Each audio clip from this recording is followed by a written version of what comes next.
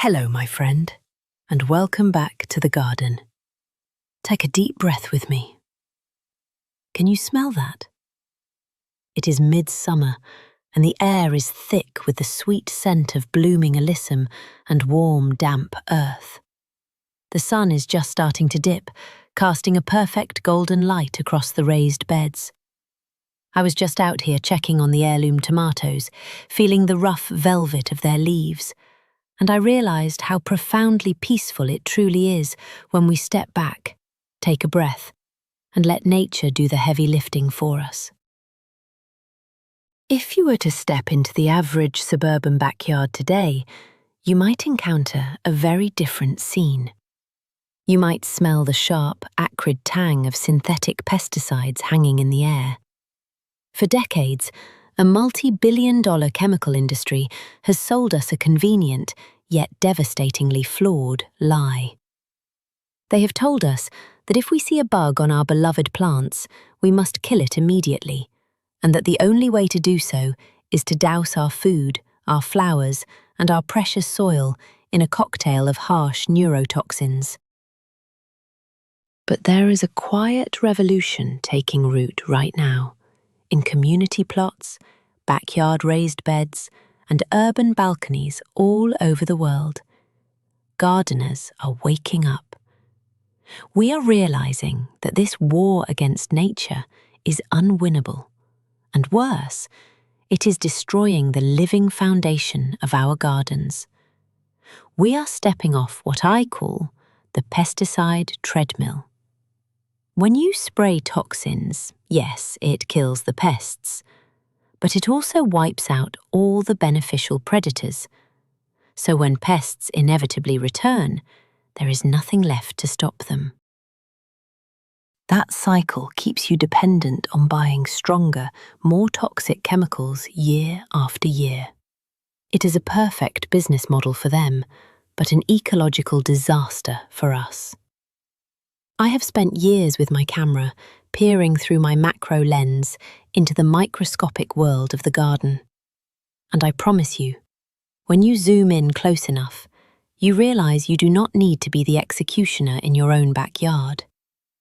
Nature already has a standing army, perfectly evolved to keep pest populations completely in check. The moment you spray a broad-spectrum insecticide, you are dropping a bomb on your own tiny winged allies. But by fostering biodiversity, we can banish infestations for good, without ever reaching for a toxic spray bottle. By the end of our time together today, you will know exactly how to partner with nature. We will gently explore 3 foundational methods to achieve a pest-free garden forever: recruiting beneficial insects, mastering companion planting, and establishing ecosystem barriers. Let us start with our first method: recruiting an army of beneficial insects.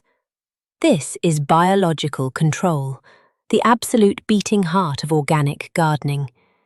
Think of it this way. In a truly balanced ecosystem, for every pest that wants to eat your prized zucchini, there is a predator that wants to eat that pest.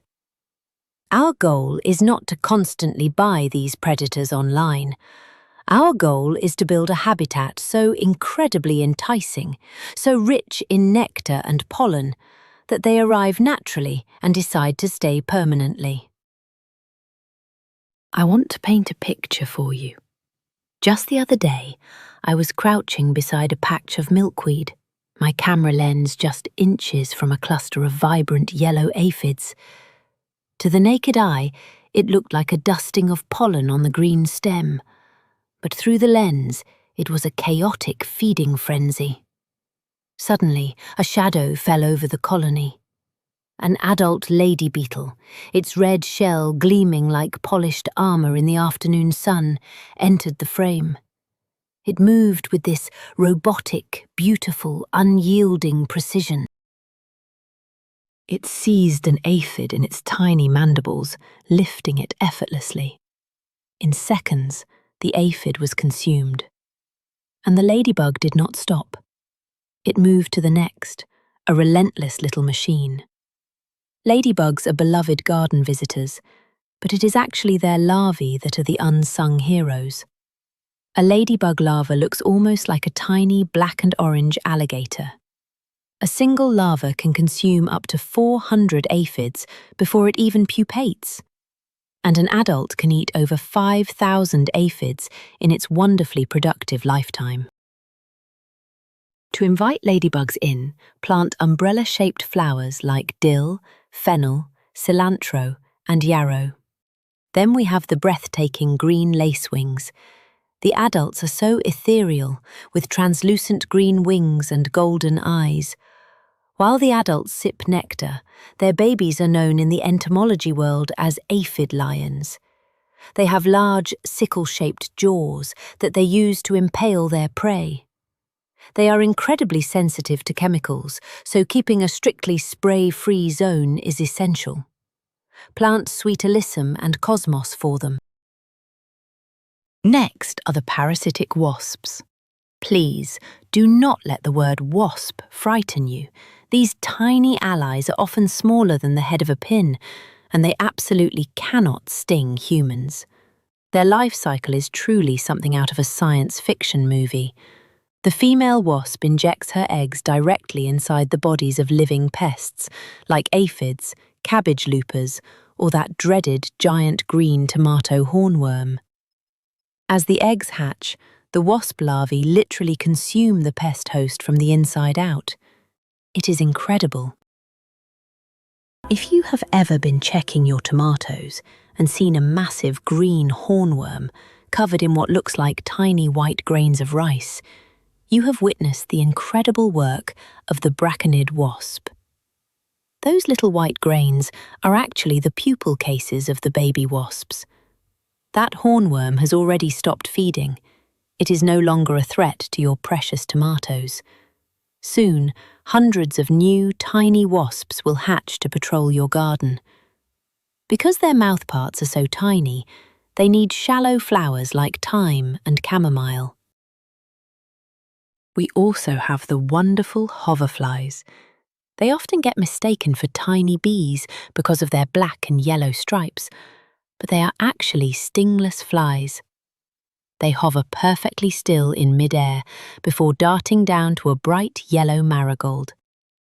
Their larvae are ruthless predators of thrips, and do not forget the ground floor.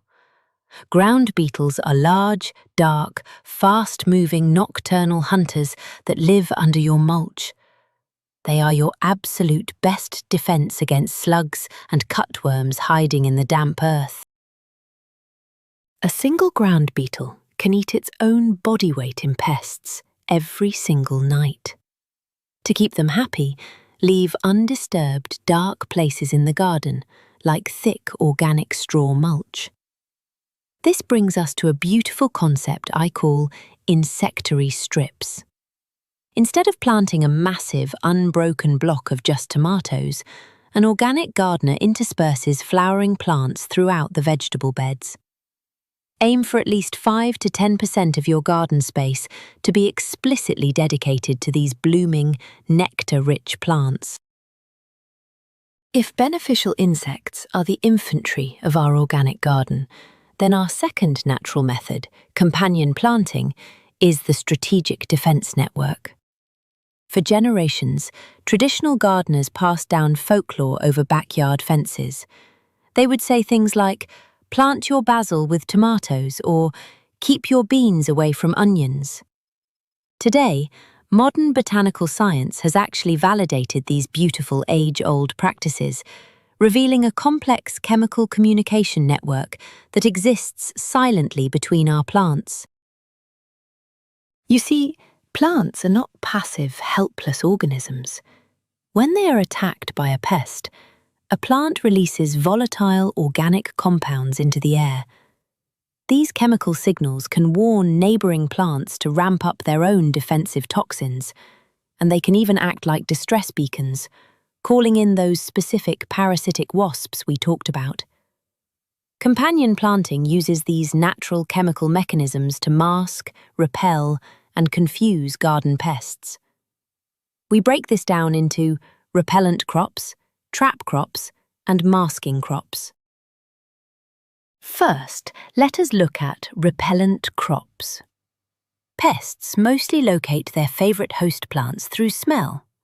A cabbage butterfly, for example, can smell the specific sulfur compounds of a broccoli plant from literally miles away. Repellent crops emit incredibly strong, pungent odours that either actively deter pests or are just so overpowering that the pest gives up. The allium family, onions, garlic, chives and leeks, are absolute superstars here. Planting garlic near roses is a beautiful way to keep aphids at bay. Then, of course, we have marigolds. Above ground, their spicy scent repels whiteflies and squash bugs. But their real magic is underground. French marigolds secrete a chemical from their roots that is highly toxic to root knot nematodes, microscopic worms that destroy tomato roots. A thick border of marigolds is a literal biological shield. We can also use aromatic herbs. Rosemary, sage and mint contain essential oils designed to repel insects. Just remember to always plant mint in a submerged pot, as it spreads aggressively. Our second strategy is trap cropping. This is brilliant, and I admit, a little Machiavellian. Instead of trying to keep pests out entirely, you intentionally plant something they find much more delicious than your prized vegetables. You offer a sacrificial lamb. Nasturtiums are gorgeous, trailing flowers, but aphids love them even more than roses. By planting a perimeter of nasturtiums, the aphids will congregate entirely on the flowers. You can leave them as a buffet for ladybugs or toss the whole plant in the compost. Radishes are another fantastic trap crop. Tiny flea beetles love radish leaves more than anything. They will eat holes all through the fast-growing radish greens, leaving your delicate eggplant seedlings perfectly untouched. Another incredible trap crop is the blue Hubbard squash. Squash vine borers vastly prefer blue Hubbard over summer zucchini. If you plant a Hubbard at the edge of your garden early in the season, the pests will lay their eggs there instead, keeping your main summer squash harvest completely safe. Our third companion strategy is masking and polyculture. Nature completely abhors a monoculture. In a wild meadow, hundreds of different plant species grow tangled beautifully together. By mixing different shapes, sizes, colours and scents, you visually and aromatically confuse pests. The classic example is the indigenous American Three Sisters method: corn, beans and squash grown together. The corn supports the beans fix nitrogen for the corn, and the squash leaves act as a living mulch to deter pests. I always intercrop my tomatoes with basil and borage. The sweet scent of basil masks the smell of the tomato plant, hiding it from moths. Borage, with its gorgeous blue star-shaped flowers, brings in massive amounts of bees and is proven to repel the tomato hornworm. By weaving all these plants together, you build a literal labyrinth of scents. A pest flies in looking for your cabbage, but it smells garlic, hits a wall of peppermint, bumps into a sticky borage leaf, and gives up. You win without firing a single toxic shot. Now, let us move to our third foundational method: creating ecosystem barriers. Even with all our beneficial insects and companion plants, sometimes a strange weather pattern brings a sudden influx of pests. That is completely normal. Please do not panic. The true organic advocate does not immediately reach for a spray. Instead, we use cultural and mechanical controls. We work gently with the physical environment to protect our plants. And the absolutely most vital step here is looking down at the dirt beneath our feet. The most overlooked aspect of natural pest control is soil health. Modern science confirms what organic pioneers have known for a century. Pests disproportionately attack weak, stressed, or nutritionally deficient plants. Healthy living soil, rich in compost, fosters a robust subterranean microbiome. When plants form symbiotic relationships with mycorrhizal fungi, their root systems effectively expand, drawing up deep trace minerals. These thriving plants literally have thicker cell walls and higher levels of complex plant sugars. Here is a fascinating fact. Insects have incredibly simple digestive systems. They are physically incapable of digesting tissue from high-sugar, healthy plants. Nature actually programmed pests to act as a cleanup crew, targeting only the weak plants and leaving the robust ones alone. By top-dressing your beds with rich, dark compost, avoiding quick synthetic fertilizers that cause weak, sappy growth, and using organic mulches, you are giving your plants an impenetrable immune system. Healthy soil equals far fewer pests. Sometimes the best offense is a good physical defense. Putting a literal barrier between a pest and your plant is completely organic and wonderfully effective. Let me introduce you to floating row covers. These are lightweight, spun-bonded fabrics that let sunlight, gentle rain, and air flow right through, but keep insects out. If you constantly battle cabbage moths, just drape a row cover over your broccoli seedlings the day you plant them. The adult moths can never land to lay their eggs. It is remarkably simple and effective. For slugs and snails, which can decimate tender spring greens, try copper tape. A strip of copper tape around the rim of a raised bed or a terracotta pot acts like a tiny, permanent electric fence. When a slug touches the copper, it creates a natural chemical reaction that delivers a very mild shock, forcing the slug away. Another amazing barrier is kaolin clay. This is a highly refined powder you mix with water and spray onto apple trees or eggplants. It leaves a powdery white film that physically camouflages the plant from insects. But what happens if all else fails? If a gentle intervention is absolutely required to save a crop? As organic gardeners, we still shun those synthetic, broad-spectrum toxins. We use highly targeted, naturally derived solutions as a strict last resort. I want to caution you heavily here. Only ever spray the specific affected plant. Never spray preventatively, and only ever apply these treatments late in the evening when our precious bees and pollinators have safely returned to their hives for the night. One targeted option is diatomaceous earth, or DE. It is an off-white powder made from the fossilized remains of microscopic aquatic organisms. Under a microscope, it looks like tiny shards of broken glass. When crawling insects like earwigs or flea beetles walk across it, it gently cuts their waxy outer shell, and they naturally dehydrate. Because it works mechanically, insects can never develop a chemical resistance to it. Just remember, DE only works when it is completely dry, so reapply it carefully after a heavy summer rainstorm. Another targeted organic option is BT, a naturally occurring soil bacterium that is fatal only to caterpillars. When a cabbage looper eats a leaf dusted with BT, it stops eating immediately and simply fades away. It is completely harmless to humans, pets, birds, and bees. For soft-bodied pests like massive aphid swarms, a pure insecticidal soap or neem oil can suffocate them safely without leaving toxic footprints behind. Once the soap dries, a ladybug can safely visit that exact same plant the very next morning. Now, if you are just starting to transition away from chemical sprays, I want you to be so gentle with yourself and patient with your garden. It does not happen overnight. I like to outline a timeline so you know what to expect.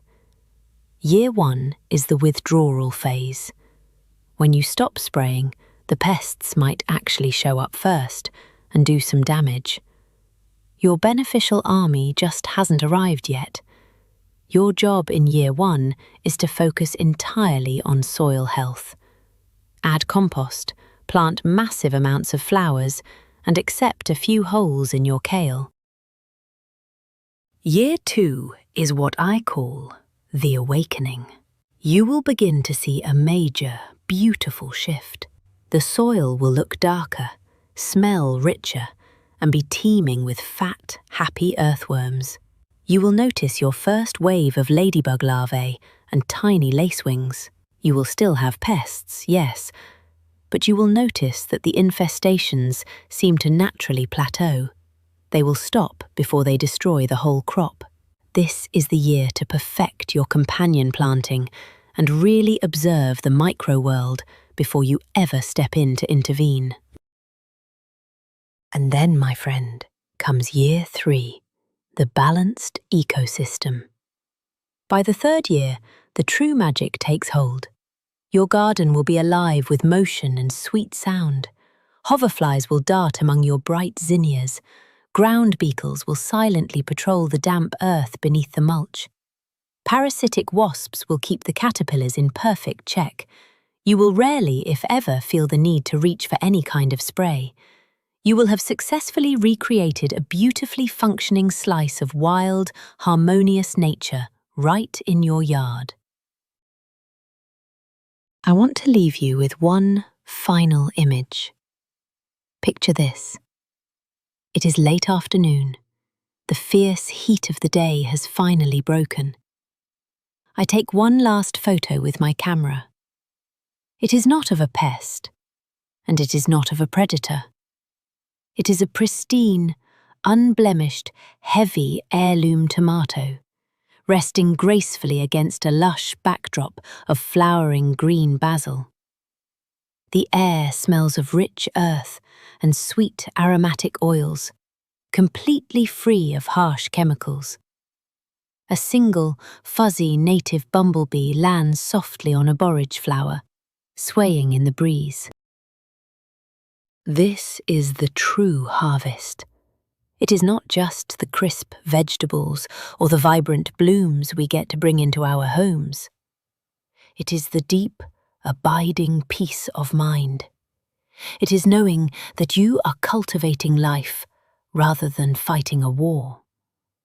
The gardening industry has spent a fortune trying to convince us that nature is our adversary, that pests must be eradicated with toxic chemicals.